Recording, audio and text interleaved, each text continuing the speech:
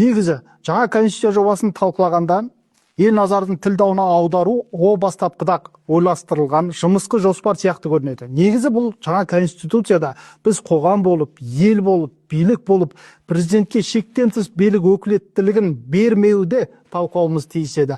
Президент қылмыс істесе, оны жауапқа тартатын жүйені орнықтыруымыз қажет еді. Парламент өкілеттілігін арттыруды талқылауымыз қажет еді. Әділ сайлау жүйесі мен азаматтардың саяси өмірге еш кедергісіз араласуына жол ашуды талқылауымыз қажет еді. Саяси партияны тіркеу жолын жеңілдетуді қарауымыз шарт еді. Шетелдіктерге бар жеңілдікті жасап бермек, арнайы режимдегі аймақ дегенді егжей-тегжей талқылауымыз шарт еді.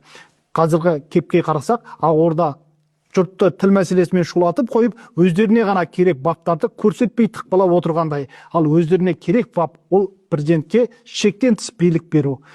Президентке шектен тыс билік бергеннің салдарын 30 жылда көрдік қой. Құдай берген шексіз қазба байлықтың үстінде отырған халықтың жағдайы оңалмады, жыртығы жамалмады. Билікке жақын азғандай топ қана асып тасып шалқып өмір сүрді. Ел байлығы оңды солды тоналды, жемқорлық өршіді, ұлт ұпайы жоғалды. Білімнің сапасы кетті, абырой, ұят, намыс дегеннің не екенін ұмыттық. Халықтың еңсесі түсті. Ақша үшін ұлт пен жерді сататын жағдайға жеттік. Тіл де оңалмады. Оңалса тең деген сөзді қатар деп айтамыз деп отырмас едік.